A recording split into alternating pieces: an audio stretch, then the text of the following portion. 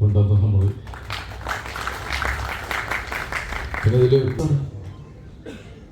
Abbas ഒരു title നോക്കിക്കഴിഞ്ഞാൽ കാണാൻ പറ്റും, ഒരു ആൾക്ക് 4 എന്താ പറയുക 1000 കാതൽ പിന്നിടുന്ന ആളുകളുടെ ആദ്യത്തെ ശ്രമം എന്ന് പറയുന്നത് ഒരു ചുവടുവയ്പ്പാണ്. ആ ചുവടുവയ്പ്പ് ഗംഭീരമായിട്ട് സമതൊക്കെ ചെയ്തിട്ടുണ്ട്. ഇനി മുന്നോട്ട് ഒരുപാട് നല്ല കാര്യങ്ങൾ ചെയ്യാൻ പറ്റട്ടെ.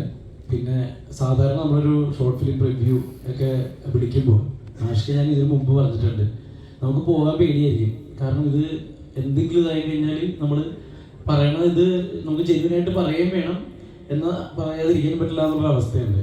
പക്ഷേ ബി ഹോണസ്റ്റ്, ബി ജെന്യുവൻ, നന്നായിട്ടുണ്ട് സീരിയസ്ലി. അതുകൊണ്ട് പിന്നെ ആകെ ഒരു ചെറിയൊരു സജഷൻ ഉള്ളത്, ഈ ക്ലൈമാക്സിൽ വരുന്ന ഇതില്ലേ, അത് ഏലൂർ ജോർജ് ചേട്ടനാക്കാൻ. ഓക്കെ. ജിയാദ് വളരെ നന്നായിട്ടുണ്ട്. ശങ്കർ സാർ പറഞ്ഞാൽ പെട്ടെന്ന് തീർന്നു പോയി, അങ്ങനെ തോന്നി. വളരെ നന്നായിട്ടുണ്ട്. ടോട്ടൽ ക്രൂ ഭയങ്കര ഭംഗിയായിട്ട് ചെയ്തിട്ടുണ്ട്. എന്തായാലും ഇതിന്റെ സെക്കൻഡ് പാർട്ട് വരുമ്പോൾ ജോർജ് ചേട്ടനായിരിക്കും നായകൻ. ജോർജ് ചേട്ടൻ എന്താ പറയണം? സെക്കൻഡ് പാർട്ട് വരുമ്പോൾ ഞാനുണ്ടാവും. ഇല്ല, ഇവിടെയും എല്ലാവരും കാണും.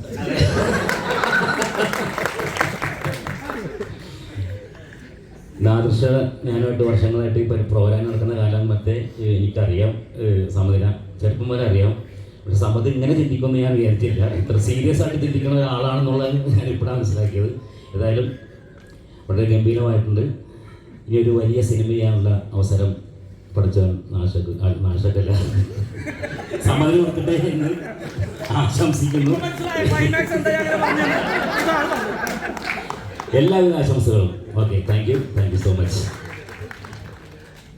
ബിബിൻ സേവ്യർ, അതുപോലെ തന്നെ റഫീഖ്, യാച്ചിക തുടങ്ങി അങ്ങനെ എല്ലാവരോടും നന്ദി അറിയിച്ചുകൊണ്ട് ഡെലിവറി ഷോർട്ട് ഫിലിം ഇനി നിങ്ങളുടെ യൂട്യൂബിലേക്കും അതുപോലെ തന്നെ നിങ്ങളുടെ അടുത്തേക്ക് മൊബൈലിലൂടെ എത്തും. അപ്പോൾ അതെല്ലാം ഷെയർ ചെയ്ത് സമതിക്ക് വിജയിപ്പിക്കാൻ, ടീമിനെ വിജയിപ്പിക്കപ്പെടുത്തിക്കൊണ്ട് തൽക്കാലം നിർത്തുന്നു.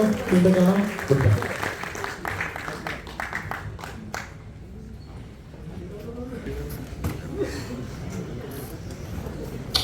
അതുപോലെ തന്നെ ഈ തിയേറ്റർ നമുക്ക് തന്ന വനിതാ വിനീത കോംപ്ലക്സിലെ ലിൻഡോ ചേട്ടനോട്